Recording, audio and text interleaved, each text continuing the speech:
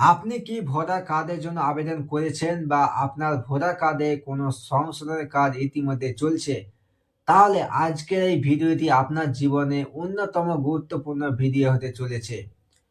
অনেকেই মনে করেন ফর্ম জমা দিলেই কাজ শেষ, কিন্তু আসল পরীক্ষা শুরু হয় এসআইআর বা হিয়ারিং এর সময়। আমাদের করা মাত্র ৩টি ছোট ভুলের কারণে হাজার হাজার মানুষের নাম ভোটার তালিকা থেকে বাতিল হয়ে যাচ্ছে বা রিজেক্ট হয়ে যাচ্ছে। এমনকি সঠিক কাগজপত্র থাকা সত্ত্বেও অনেকে হিয়ারিং গিয়ে ফেঁসে যাচ্ছেন। আজকের ভিডিওতে আমি আলোচনা করব সেই ৩টি মারাত্মক ভুল নিয়ে, যা করলে আপনার নাম নিশ্চিতভাবে বাতিল হবে এবং হিয়ারিং গিয়ে আপনাকে কি বলতে হবে আর কি বলা যাবে না।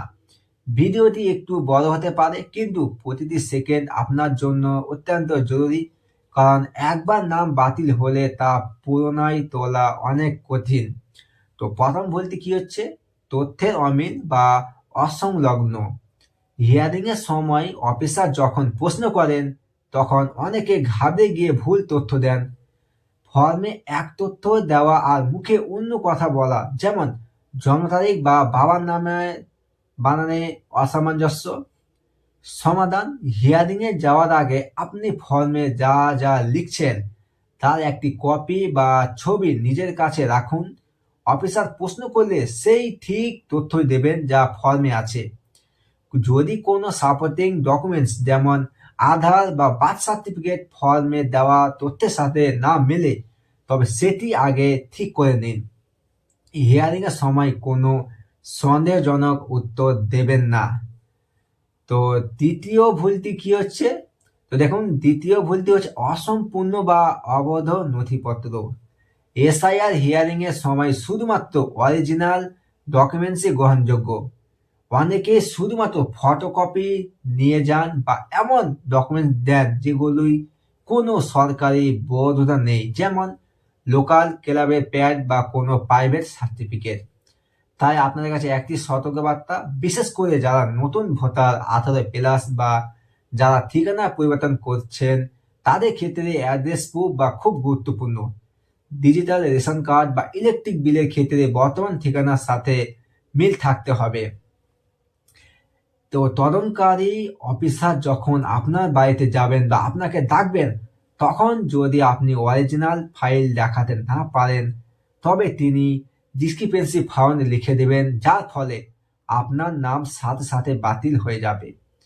তৃতীয় ভুলটি কি হচ্ছে? হিয়ারিং এ অনুপস্থিত থাকা বা সময় মতো না পৌঁছানো।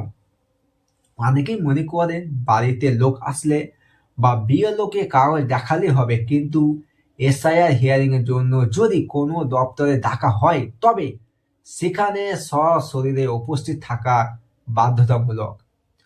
তো অনেকে যে ভুলটি করে যে পরে যাব বা কাউকে দিয়ে পাঠিয়ে দেব, এই মানসিকতা ভোটার ভেরিফিকেশন একটি ব্যক্তিগত আইনি প্রক্রিয়া। আপনার বদলে অন্য কেউ সেখানে প্রক্সি দিতে পারবে না। এর পরিণতি কি হতে পারে? আপনি অনুপস্থিত থাকলে অফিসার ধরে নেবেন যে আবেদনকারী ভুয়া অথবা ওই ঠিকানায় থাকেন না। এতে আপনার আবেদনটি নট ফাউন্ড ক্যাটাগরিতে বাতিল করে দেওয়া হবে। ভিডিও শেষে একটি বোনাস টিপ দিচ্ছি আমি আপনাদের। আপনার এলাকায় যখন ভোটার ভেরিফিকেশন সার্ভে চলবে, তখন বিএলওর সাথে যোগাযোগ রাখুন এবং আপনার ফোন নম্বরটি সচল রাখুন। অনেক সময় ফোন না পাওয়ার কারণে নাম রিজেক্ট হয়ে যায়। মনে রাখবেন, ফর্মে দেওয়া তথ্য মুখস্থ রাখুন, অরিজিনাল ডকুমেন্ট সাথে রাখুন, নির্দিষ্ট সময়ে হিয়ারিং এ উপস্থিত হন। এই 3টি ভুল এড়িয়ে চললে আপনার ভোটার কার্ড হওয়া কেউ আটকাতে পারবে না। আজকের তথ্যগুলো ভালো লাগলে ভিডিওটি শেয়ার করুন, যাতে অন্য কেউ এই বিপদে না পারে। তোমরা যদি আমার চ্যানেলে নতুন হয়ে থাকো, চ্যানেলটিকে সাবস্ক্রাইব করে পাশে থাকা বেল আইকনটি প্রেস করে দিবেন। দেখা হচ্ছে পরের ভিডিওতে। ততক্ষণ আপনারা সুস্থ থাকুন, ভালো থাকুন। ধন্যবাদ।